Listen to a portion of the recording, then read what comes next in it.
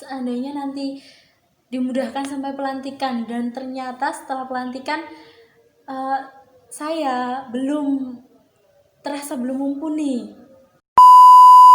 Kenapa ya? Saya Pandega itu karena sebenarnya terpaksa. Hai.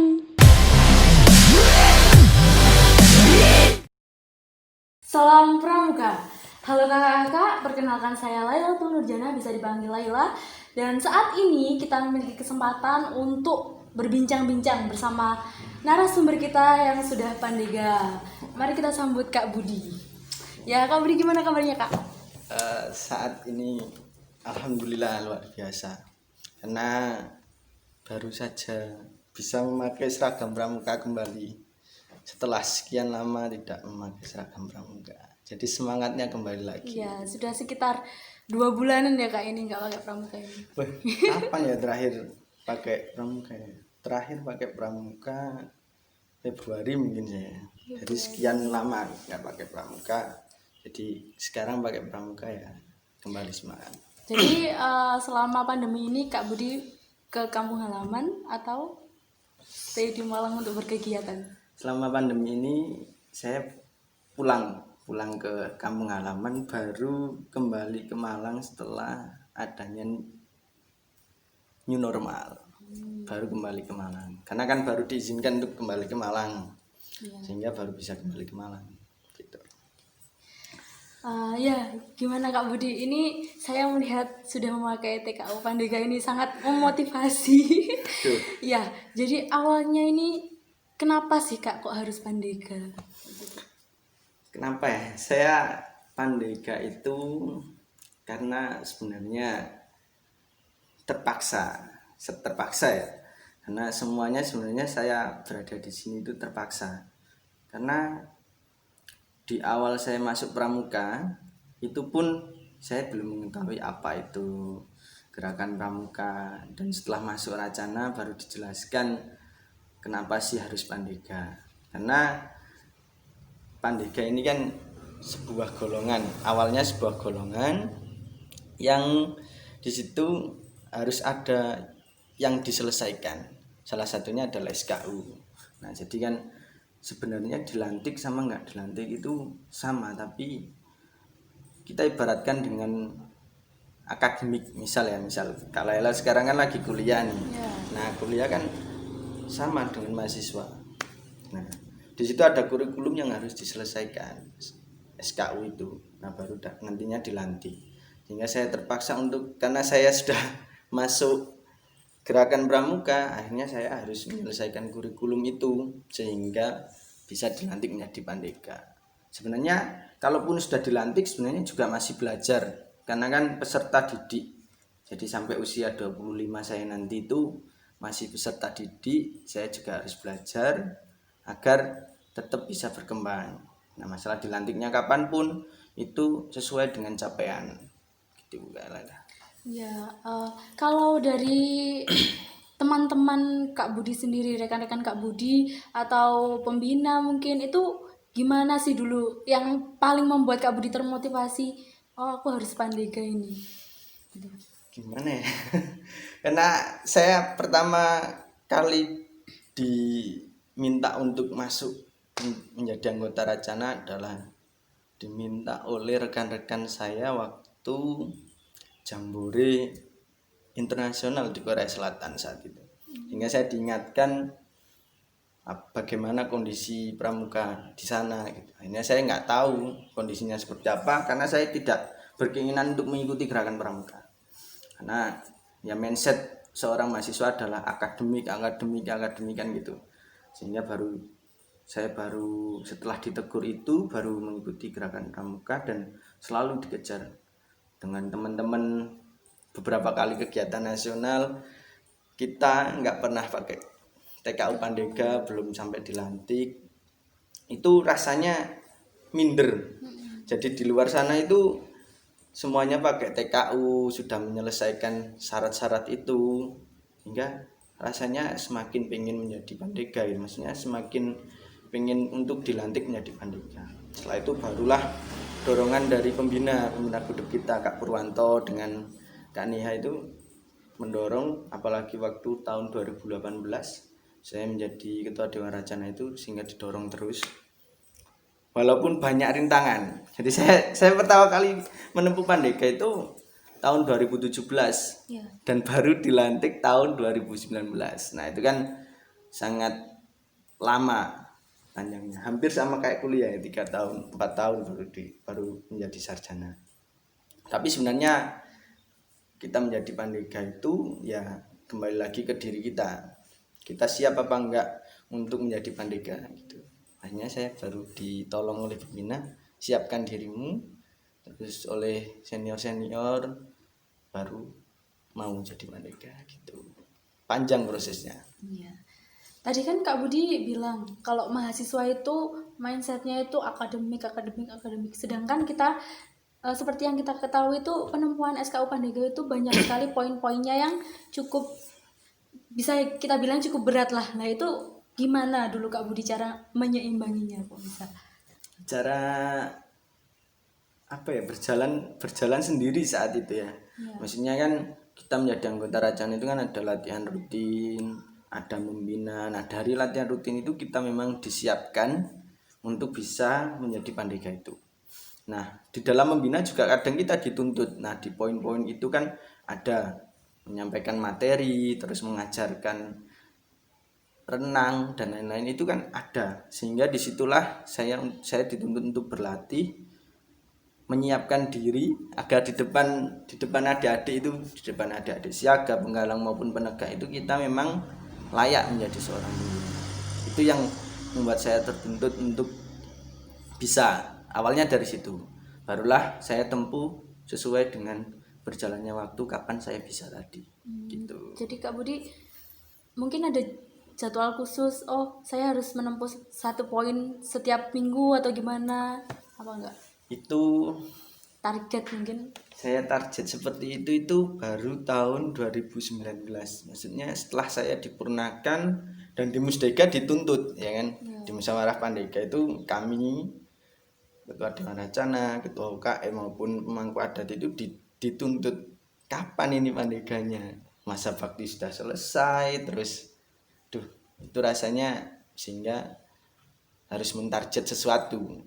Dan kebetulan waktu itu ada instansi yang harus Pandega, maksudnya mengharuskan kami Pandega untuk bisa menjadi figur, karena disitulah figur-figur gerakan pramuka, maksudnya figur-figur pramuka penegak Pandega itu harus sebagai contoh di bawahnya, sehingga kami semakin berusaha untuk menjadi Pandega itu, menyelesaikan SKU itu. Dan baru tahun 2019 kemarin 10 November baru kami dilantik menjadi Pandega. Seperti itu, jadi panjang. Iya.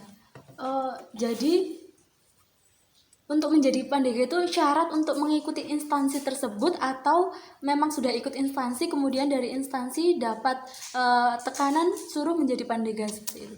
Sebenarnya sebelum ikut itu saya ditanya bagaimana Pandega, maksudnya kesiapan menjadi seorang Pandega. Nah setelah berada di dalamnya kami dianjurkan, karena kan sebagai figur tadi kan, maksudnya sebagai yang memiliki satu di bawahnya, itu kami dianjurkan untuk kalau bisa menjadi pramuka Pandega, maksudnya dilantik dan menyelesaikan SKU itu, karena itu termasuk kajian kan sering dikaji oleh kami ya. Akhirnya kalau nggak mau semakin kuat untuk menyelesaikan Pandega seperti itu. Tadi kan ada penempuhan yang dari larut kan Kak, dari larut-larut itu bisa dilakukan penempuhan. Nah kalau seperti itu kan seharusnya ada lebih dari Kak Budi saja, maksud saya ada anggota lain yang juga bisa menempuh. Nah kira-kira ini kenapa kok masih baru Kak Budi gitu di angkatan Kak Budi? Sebenarnya banyak yang memiliki potensi untuk menyelesaikan SKU, bahkan banyak yang memiliki potensi lebih daripada saya. Bahkan sampai saat ini yang saya peroleh sudah ada yang menyelesaikan kursus mahir tingkat lanjut. Nah itu kan saya rasa lebih dari kami, maksudnya bisalah menyelesaikan SKU. Saya teringat waktu itu yang disampaikan oleh Kak Dwi, Ketua UKM tahun 1997, itu Pandega itu masalah mau nggak untuk dilantik. Sebenarnya di situ ada orang yang mau untuk dilantik dan sadar akan pentingnya TKU itu, tapi ada yang cukup saya hanya pengen tahu saja. Nah ada yang seperti itu, dan ada juga yang sebenarnya pengen dilantik tapi nggak ada waktu, karena kembali ke yang awal saya sampaikan tadi bahwasanya mahasiswa itu akademik, jadi ya mau menyelesaikan apa SKU itu ya terhalang oleh waktu mengerjakan tugas, ya kan.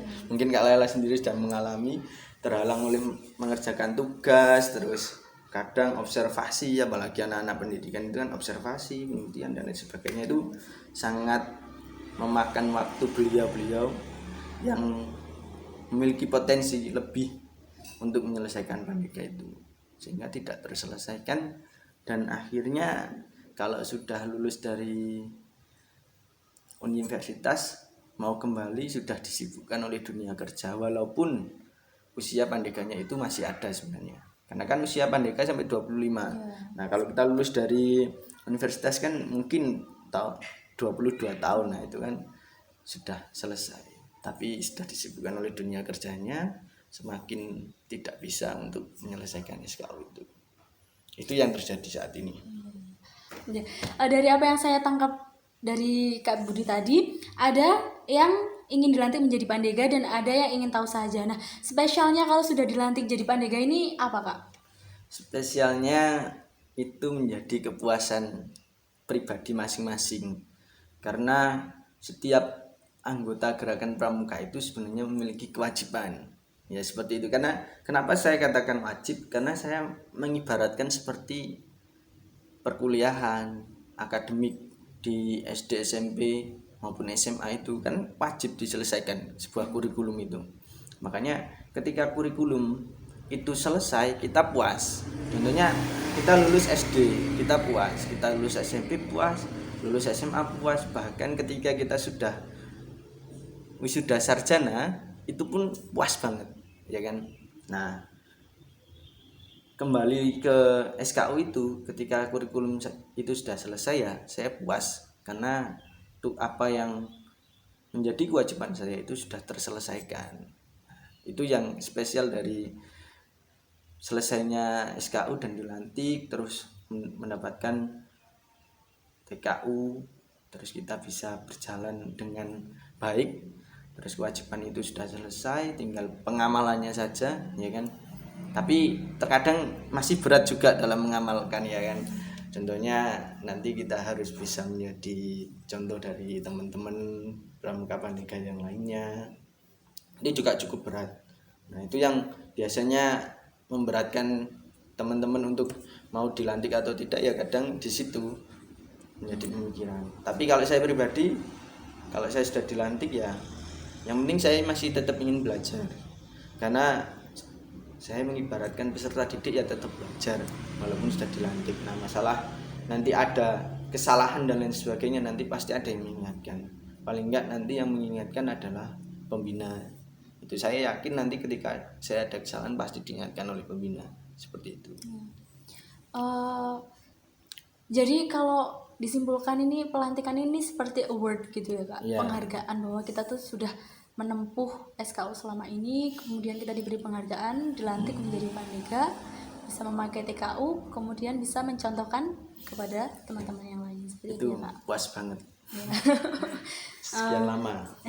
Ya, Kak Budi, kalau dari siaga nih, kalau siaga kan kita biasanya bermain-main, terus penggalang ini kita juga masih bermain-main, terus penegak kita mulai berorganisasi. Nah, kalau Pandega ini apa poinnya, Kak? Kalau saya merasakan Pandega ini harus siap menjadi pembina. Itu yang saya rasakan. Entah ini ada yang berbeda pendapat, itu sudah kebijakan pribadi masing-masing, tapi yang saya rasakan harus siap menjadi pembina atau pembantu pembina. Dalam arti seperti ini.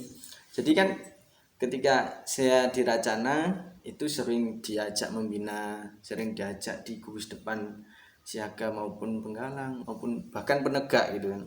Terkadang ya kita bertemu dengan rekan-rekan penegak apalagi baru lulus, terus habis itu bina itu kan ya hanya 2 tahun 1 tahun. Nah itu kita harus siap menjadi pembina, karena kan memang nantinya setelah Pandega ini kan kita disiapkan untuk menjadi pembina, menggantikan kakak-kakak kita yang sudah lanjut usia mungkin ya.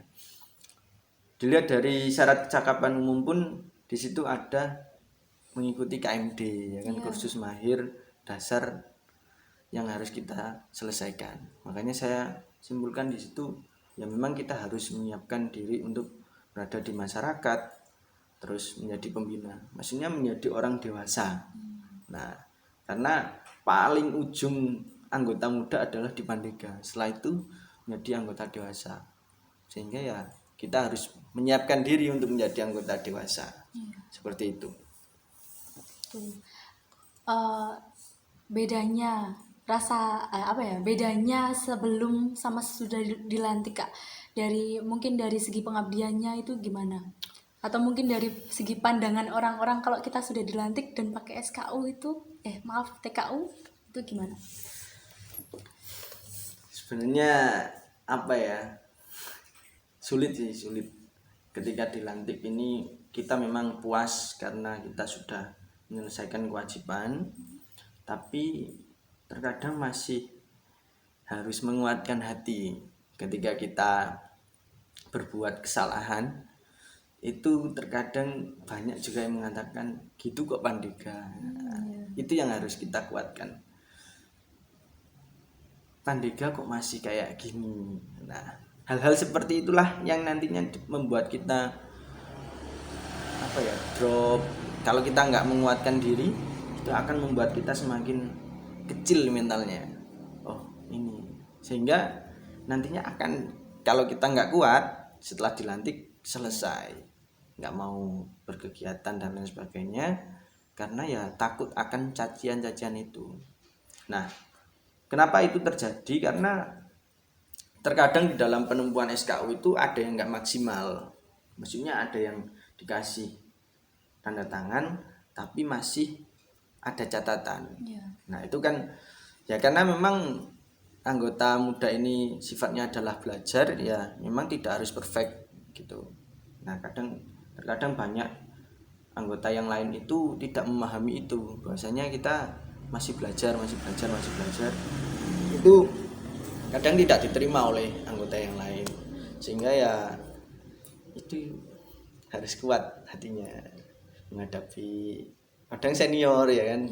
Waduh ini Pandega yang baru ini kok kayak gini. Nah itu kadang senior seperti itu juga ada, makanya harus kuat.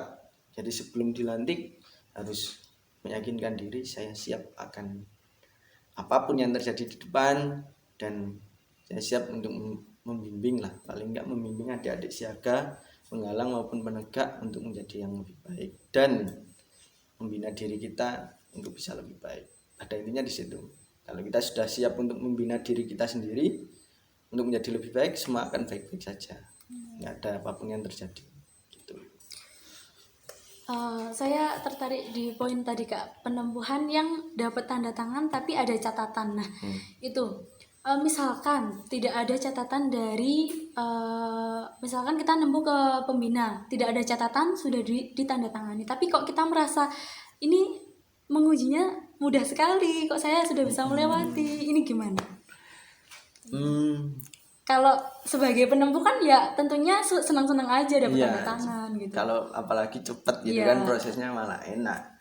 Ya itu kembali lagi bagaimana kita bisa meyakinkan pembina sebenarnya. Kalau misal nanti pembina sudah mengiyakan, berarti pembina sudah tahu kapasitas kita. Tapi kembali lagi kita ini nggak boleh puas ya. Maksudnya puas banget itu nggak boleh. yang sampai kita menyelesaikan tahap belajar kita itu nggak boleh. Itu sebenarnya yang saya rasa pengujian SKU itu memang sangat dimudahkan. Maksudnya itu ada kurikulum yang harus diselesaikan. Misal poin 1, memandikan jenazah itu yang seperti ini. Tapi kita cukup mengetahui dan tahu prakteknya. Tapi tidak semua orang itu bisa memandikan jenazah. Karena apa? Mungkin dia masih takut, ya kan, memegang jenazah yang asli, ya kan.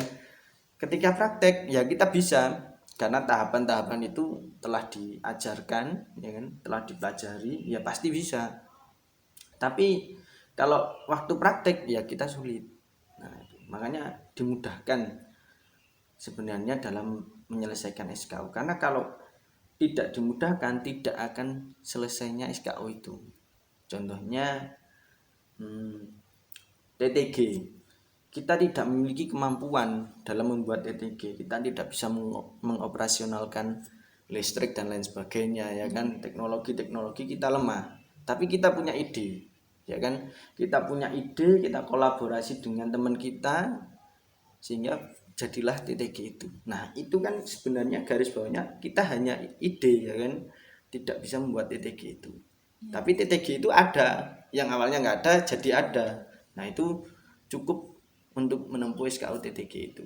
Sehingga ya ketika disuruh praktek TTG ya kita nggak bisa, tapi kita berani untuk memunculkan TTG yang baru, teknologi yang baru. Mungkin dengan adanya kemajuan teknologi, semua diteknologikan. Contohnya Pustaka Jaya ini diteknologikan, itu kan sudah ada yang menyelesaikan. Nah, dia punya ide tapi dia tidak memiliki kemampuan dalam membuat teknologi itu, sehingga dia harus belajar dan menyelesaikannya pun harus dengan bimbingan dari orang-orang ahli seperti itu. Makanya ya dikira mudah, tapi sebenarnya titik poinnya itu ada. Pembina itu melihatnya dari situ. Saya rasa seperti itu sih selama saya menempuh gitu. Kalau misalkan ini poin TTG ini kita punya gagasan untuk sebuah teknologi, tetapi kita tidak bisa mengotak-ngatiknya, tidak bisa menerapkannya, tidak bisa membuatnya, itu sampai gagasan saja sudah tidak apa-apa berarti Kak? Cukup sampai gagasan, kalau kita hanya menggagas kan, nah gagasan kita ini disampaikan kepada orang yang ahli. Nah, nanti kalau orang ahlinya bisa membuat itu, ya kita juga akan belajar membuat itu. Kalau gagasan saja kadang kita berangan-angan, ya kan, oh nanti dibuat seperti ini, dibuat seperti ini. Nah, itu terkadang disitulah yang nanti kita salah memahami. Oh ternyata nanti gagasan saja cukup misalnya. Ya akhirnya cuma menggagas, menerka-nerka sampai ada ide yang unrasional, ya kan, ada kan biasanya. Oh ini dibuat gini. Akhirnya itu yang nanti membuat salah paham dari penyelesaian SKU itu. Sehingga kalau gagasan itu ada, disampaikan pada orang yang mampu. Nah nanti di situ kan dalam menyelesaikan SKU kan ada yang ke pembina, ada yang orang ahli, ya kan. Nah pasti nanti pembina menanyakan kepada orang ahli yang ditunjuk oleh pribadi tadi.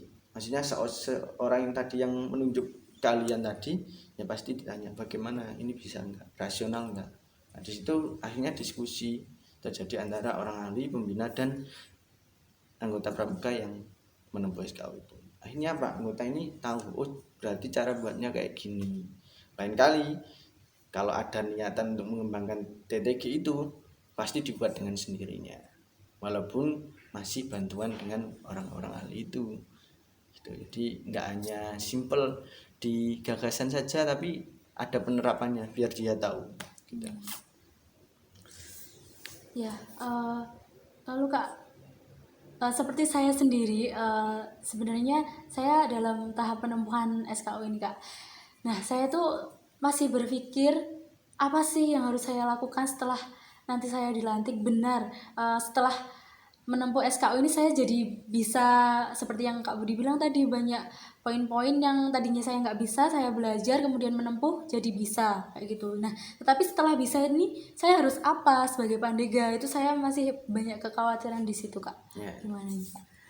Ya, sampai saat ini khawatir. Iya, masih khawatir. Saya dulu juga khawatir, tapi ya karena nanti organisasi itu kan berjalan ya kan. Misalnya ini saya ini kan bisa menyampaikan ke Kak Laila ini ya. Ya.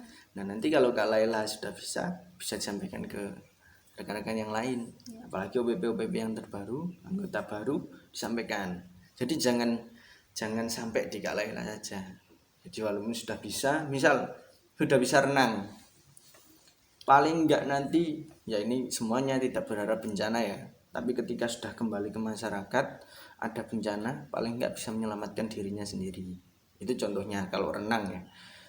Terus bela diri, kalau kita jalan ada kejahatan paling enggak kita bisa, kenapa kok harus ada bela diri ya, karena itu kita paling enggak itu ada pembekalan untuk kita bisa selamat dari ancaman-ancaman itu. Kalau bisa kita menyelamatkan orang lain ya kan. Dalam pelajaran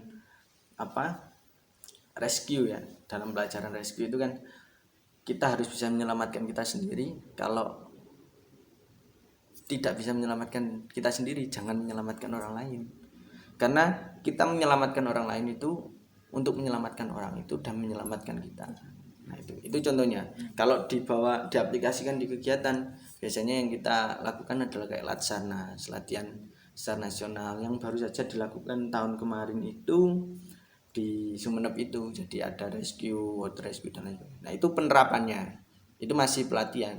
Tapi kalau penerapan secara realnya nanti kalau kita sudah kembali ke masyarakat, setelah kita kembali ke masyarakat itu. Jadi kan banyak kita kan kadang diminta menjadi rescue, maksudnya diminta menjadi relawan ketika ada bencana dan lain sebagainya itu. Anggota kita kan banyak yang bergerak di situ ya. Nah itu seenggaknya bekal dari kita untuk menjadi seorang relawan itu. Jadi bekal ilmu gitu ya. Iya tuh. Nah karena ini bekal ilmu kan, yang namanya ilmu itu harus diasah terus, ya kan Kak. Nah kalau nggak diasah akan tumpul, kemudian kita bisa lupa. Nah ini gimana biar kita tetap tajam ilmunya? Misalkan kalau tadi untuk membekali saat ada bencana, alhamdulillahnya mungkin ya ini belum ada bencana sama sekali. Jadinya kalau lama-lama kita lupa ini gimana caranya? Nah sebagai Pandega itu media apa sih yang bisa kita ikuti untuk mengasah ilmu ini gitu? Sebenarnya banyak disiapkan oleh Gerakan Pramuka kalau kita pengen mengasah ilmu terus. Contohnya satuan karya. Kalau pengen bisa renang terus, ikut Saka Bahari ya kan. Bisa tuh snorkeling dan lain sebagainya. Terus kita kalau bisa mau menjadi tahu pesawat dan lain sebagainya itu kan bisa ikut Dirgantara. Ada Dirgantara Rescue misal. Terus Yurakartika kita survival ya kan. Nah sebenarnya bisa diterapkan itu. Makanya seorang penegak Pandega itu kalau bisa ikut Saka, satuan karya. Biar apa? Biar ada keahlian. Misal kita mengikuti Saka Bayangkara, kita punya keahlian dalam lalu lintas, narkoba misal. Nah pencegahan narkoba itu kan ranahnya kepolisian. Nah Bayangkara ini dibawahi oleh kepolisian, dibina oleh kepolisian sehingga nanti ranahnya ke sana, lalu lintas. Bagaimana mengatur lalu lintas ketika ada keramaian, macet dan lain sebagainya. Nah itu. Sehingga kalau saya sih simpelnya, kalau nggak bisa kita terapkan di Racana, di binaan kita, di Saka. Nah itu. Jadi banyak hal yang biar potensi kita itu masih ada terus ya, kita membantu kakak pembina yang lain untuk berada di binaan itu. Contohnya kita bina di Penegak ya, kita kan semakin terasa terus. Kalau ada pertanyaan kadang kan kita nggak bisa jawab tuh ya, yang pertanyaan yang expert. Nah itu kan kadang nggak punya kapasitas untuk menjawab, kita belajar lagi gitu. Kalau Kak Budi sendiri ikut Saka apa? Saya pribadi saat ini belum aktif di Saka. Tapi dulunya saya waktu penegak saya mengikuti Saka Bakti Usada. Tapi karena saya setelah masuk universitas saya sudah nggak pengen ikut pramuka, maksudnya saya pengen fokus di akademik, ya saya berhenti. Dan baru mau konfirmasi untuk mengikuti Saka, akhirnya ada pandemi ini dan tidak bisa berjalan dengan lancar. Kalau rencananya ini mau mengikuti Saka Dirgantara, karena kebetulan seneng aja main-main kayak gitu ya kan, main-main pesawat dan lain sebagainya ya kan, membuat air modeling itu seneng. Nah, sehingga niatnya ke sana. Makanya saya menganjurkan untuk teman-teman. Dan kenapa ke sana juga karena kondisi saya di Kota Malang dan Saka Dirgantara di Kota Malang ini sangat sangat aktif lah saya katakan. Saya aktif, terus instruktur pamongnya banyak yang dari Kota Malang.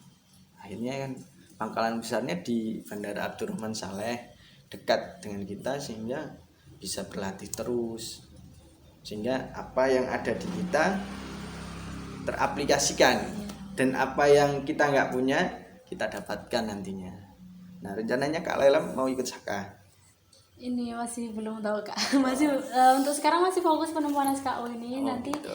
ya mungkin saya bisa tanya-tanya ke Kak Budi dulu gimana. Emang pengennya Saka apa kalau misal pengen ikut Saka? Belum ada bayangan sih Kak sampai sekarang ini. Tapi tahu kan keberadaan Saka-Saka itu ya? Ini Kak Budi, saya kan menempuh SKU ini bersama beberapa rekan. Nah, saat itu ada rekan saya yang memiliki kekhawatiran seperti ini. Dia bilang seperti ke saya itu sebenarnya mau menempuh dan dilantik, tetapi saya takutnya nanti saat sudah memakai TKU dan kemudian ditanya-tanya, saya tidak cakap, Gitu. ilmu saya tidak sampai untuk menjawab pertanyaan tersebut. Gimana? Apa saya tetap lanjut untuk menempuh dan dilantik atau tidak? Dia memiliki pemikiran seperti itu. Ini gimana Kak menurut Kak Budi? Ya, kalau saya katakan dilanjut. Kenapa dilanjut? Karena masa belajarnya masih panjang, ya kan? Masa belajar itu masih panjang. Kalau ditanya nggak bisa, ya bilang kayak gini. Nanti saya ingin belajar dulu, cari tahu dulu. Nanti kalau sudah kita diskusikan ulang. Ya, memang sih, memang ketika nanti sudah dilantik itu kadang takut ya, takut. Kenapa harus takut gitu? Kok tos nanti yang tanya itu sama-sama pandegannya. Kalau pembina yang tanya pun pasti kita bisa menjawab. Kalau nggak bisa menjawab, itu nanti selesaikan dengan cara seperti ini. Oh ya Kak, kebetulan yang itu saya belum memahami betul, jadi saya belum berani menjawab.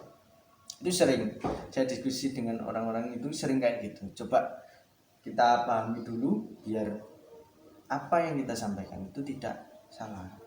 Nah, itu yang sering saya lakukan. Nah, nantinya temennya kalian itu diminta aja, lanjutkan aja Kak. Nanti kalau sudah dilantik pasti ada bagaimana caranya kita untuk mempertahankan itu. Kita tanya, kita semakin pengen tahu banyak ya kan, pengen tahu ini, pengen tahu itu, kita pasti ada. Nah, kalau nggak tahu ya pasti nanti ada tempat sharing sama kakak-kakaknya atau sama ya orang-orang ahli. Misal kita sharing dengan pelatih, dengan pembina, itu pasti terjawab semuanya. Sehingga kalau masih ragu ya diyakinkan. Jika tetap dia masih ragu, menghadap ke pembina dah. Itu jalan keluar terakhir. Paling enak menghadap ke pembina. Kalau kalian nggak takut setelah dilantik nanti? Nah, saya setelah mendengar pertanyaan teman saya itu tadi, saya juga ada sedikit keraguan ini Kak, karena saya menyadari kepramukaan saya ini juga masih lemah kayak gitu. Saya bingung jadinya. Ya apa yang ditakutkan? Ya itu tadi, seandainya ini kan alhamdulillah sejauh ini cukup lancar penemuannya. Seandainya nanti dimudahkan sampai pelantikan dan ternyata setelah pelantikan saya belum mumpuni jika ada sharing tentang kepandegaan atau mungkin tidak bisa menjawab pertanyaan-pertanyaan tentang pandega ini, takutnya di situ Pak. Wah, santai aja, yang penting nanti dijalani, pokoknya semuanya itu berjalan ya kan. Contohnya dosen, ketika kita menyelesaikan sarjana, menyelesaikan magister, saya yakin masih ada ketakutan, tapi ketika dijalani ya akhirnya seorang profesor jadi. Seorang profesor itu nggak akan jadi tanpa ada ketakutan, tapi profesor itu jadi adanya ketakutan dihapuskan dengan keyakinan itu. Pokoknya yakin dulu, nanti resikonya urusan belakang. Itu profesor jadi itu kayak gitu. Saya menilainya gitu ya. Karena kalau takut terus ya kita dalam rumah aja. Kalau mau bisnis online kita juga takut rugi, ya kan? Makanya sebuah ketakutan itu hapuskan dengan pokoknya saya berani ambil resiko gitu. Resiko apapun pokoknya selesai, pasti selesai gitu. Jadi jangan takut untuk dilantiknya di Pandega ya. Karena dengan adanya dilantik Pandega, rasa ingin tahunya itu akan bertambah. Itu yang saya alami. Rasa ingin tahu ini karena apa ya, kembali kita memang tak ditakut ya. Hanya kita menyiapkan diri untuk apapun yang akan terjadi seperti itu. Jadi jangan takut. Enak menjadi seorang Pandega itu enak. Kewajibannya selesai gitu. Ini terakhir Kak sebelum kita akhiri. Nah, pramuka ini kan basicnya sukarela. Nah, di Racana kita sendiri ini masih sangat sedikit minat dan kesukarelaan untuk menempuh Pandega ini. Nah, cara meningkatkannya biar anggota ini punya minat untuk menjadi Pandega ini gimana Kak? Kasih reward. Itu yang saya angankan dulu, itu program dari pemangku adat itu berjalan. Siapapun yang akan menjadi Pandega itu akan menjadi reward. Misal dalam pelantikan saja, ketika pembina melantik terus kakak dari rektorat itu datang, itu akan sangat puas ya kan. Terus nanti ketika sudah menjadi Pandega, misalnya sudah dilantik menjadi Pandega, sering ada diskusi, bagaimana ya cara meningkatkan sebenarnya pendekatan. Kayak misal ini karena yang saya lakukan adalah ayo, maksudnya orang terdekat kita itu diajak. Misal nanti Kak Lela sudah dilantik menjadi Pandega, orang terdekatnya Kak Lela ayo diajak terus. Nanti kalau semakin banyak orang yang mengajak. Jadi tidak banyak orang yang mau mengajak menempuh SKU. Bahkan kakak senior yang sudah dilantik menjadi Pandega pun kadang sibuk akan kegiatannya masing-masing. Kan terakhir sebelum saya itu kan Kak Novan. Setelah Kak Novan dilantik Pandega, Kak Novan langsung melanjutkan pendidikannya di UPI Bandung. Itu sudah nggak ada yang mengajak. Akhirnya saya diajak oleh Kak Rohman. Kak Rohman itu ketua UKM tahun 2013 mungkin ya. Itu diajak terus karena sering ketemu, apalagi kalau lagi di kontrakannya Kak Rohman itu ya sering diajak. Nah sekarang Kak Rohman sudah berkeluarga, sudah punya prasiaga, jadi sudah punya momongan, ya berkurang akhirnya Kak Rohman. Akhirnya ya saya diminta oleh Kak Dwi, Kak Fandi diajak teman-temannya untuk itu ya, makanya saya lakukan. Yang penting ada yang mengajak, terus ada yang memfasilitasi, insya Allah bisa. Dan jangan sampai melemahkan, maksudnya jangan sampai melemahkan orang-orang yang berniat untuk menempuh SKU Pandega. Ada konflik seperti ini, Kak Lela mau menempuh, itu teman terdekatnya Kak Lela bilang gini, nyapu Pandega. Ya. Nah itu kan ada. Ya, ada. Makanya orang-orang yang kayak gitu butuh diberikan masukan, ya, butuh diberi masukan agar bisa apa ya menyemangati, nggak jadi yang menurunkan mentalnya calon Pandega itu sih. Yang penting nanti Dewa Racana siap memfasilitasi, nanti saya juga akan siap mengajak rekan-rekan untuk menjadi Pandega. Ininya gitu. Ya, terima kasih Kak. Ini sharingnya sangat bermanfaat. Semoga bisa memotivasi teman-teman yang lain dan semoga Kak Budi juga sukses selalu ke depannya. Amin. Dalam Pandeganya, dalam akademiknya, semuanya sukses. Nah, ya teman-teman, Dari semua sharing kita dengan Kak Budi hari ini bisa kita simpulkan, jangan takut pandega. Mari kita maju bersama dan menjadi lebih berguna. Terus saksikan podcast kami berikutnya, akan ada ilmu-ilmu yang lebih menarik dan wassalamualaikum warahmatullahi wabarakatuh. Salam Pramuka.